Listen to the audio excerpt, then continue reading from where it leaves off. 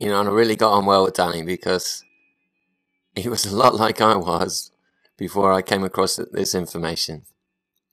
His head was so full of so much garbage.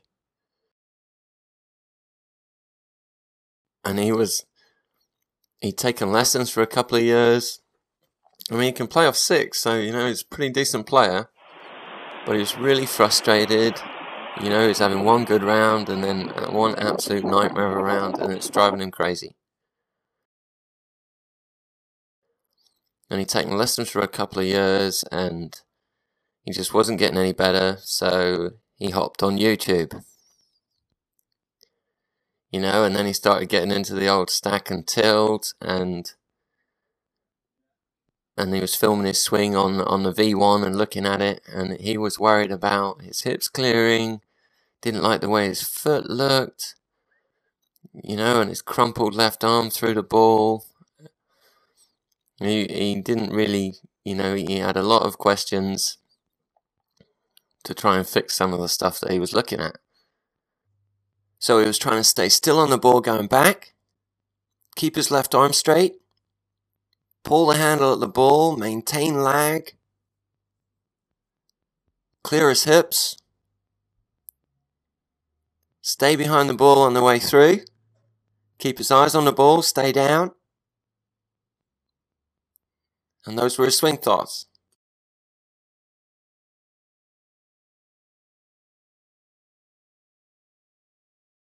So I said to him, look, Danny, whoa. Don't worry about what your third left toe is doing through the ball. We can't fix your third left toe. I'm sorry to say it, but you don't look like these guys at all. You're not even close. And if you look like these guys, if you look a little bit more like them, then you're going to be hitting it how you want to be hitting it. In a few certain positions and doing a few things and changing the picture in your mind of what the golf swing is, then you're going to be looking more like these guys, doing the same things. So I told him to do what I pretty much tell everybody to do. I told him to wind back into his right leg, relax his left arm, forget about his left arm, and drive his whole right side through the ball. And fire his right arm and his right side as much as he could right the way through to the finish and let his head go. I think at one point he said, I can't do that, that's casting. So I said, go ahead, go outside and cast the heck out of it as much as you can. Go ahead, do it again. Cast the beep and drive to finish. And we'll put it on the camera and you can see what it looks like. But you got to drive your whole right side through there to the finish. Look at that. All the lag you need right there. And he's trying to cast it. That's a position in motion. And that's where everybody goes wrong. As long as your right side drives through, you won't be able to cast it. I don't think I've ever seen anyone cast it anyway. And the difference is, the next few clicks, everything's going through the ball. He's not stuck, he's not held back. And we hit some one-handed right-handers and did a couple of split hand drills. And he got better. He was amazed at the change on the camera. All those little things he was worried about, his third left toe and the way his left arm looked and all that, he couldn't believe that we'd fixed it in an hour. Well, 2 hours really, because he asked a lot of questions. But you can see, he looks more like these guys.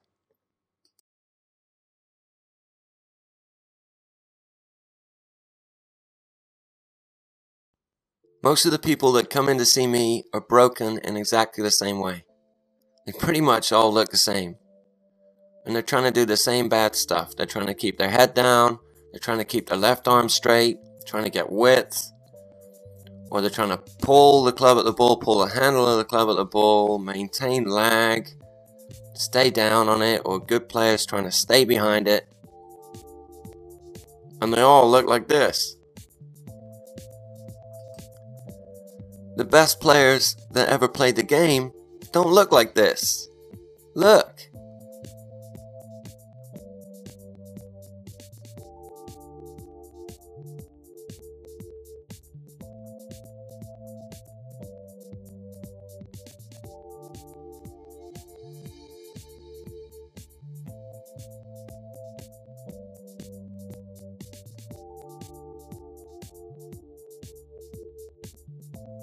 So this is, basically what I tell all my students is, would you do that stuff if you were going to hit me with a stick?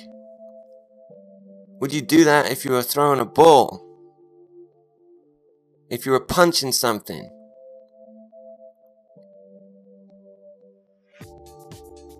Or throwing a football? Would you do any of that garbage?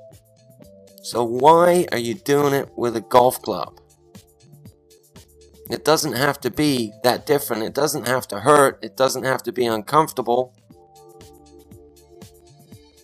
That other stuff just doesn't make sense. Golf is still a bull and a stick game. We gotta play it like all the other ones. You gotta move and hit. Not tie yourself up in knots and full of tension and trying not to do this and trying not to do that. But it's drummed into us from the moment that we pick up a golf club. Keep your head down. We'll watch it for you. You took your eye off of that one, you lifted your head up. And this is what I look at all day long. Heads down, body's held back. Club face is open, there's no release. There's a space through their arms that you could drive a truck through.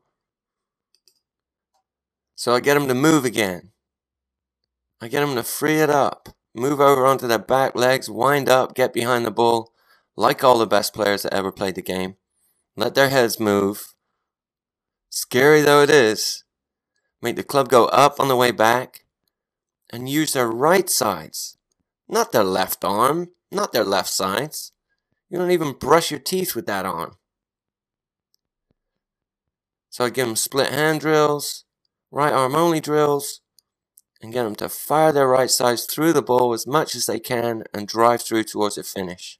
And yes, let their heads ride freely on their spines to the end of their golf swing, following the ball.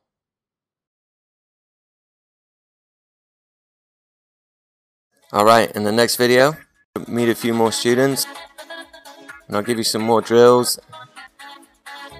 and a couple of new ideas for you. We're going to answer some more tweets, take care of some common questions. So I'll see you in the next video. Leave all your comments below. Tweet me, follow me, share it with your friends, Facebook it, like it. Thanks, and I'll see you soon.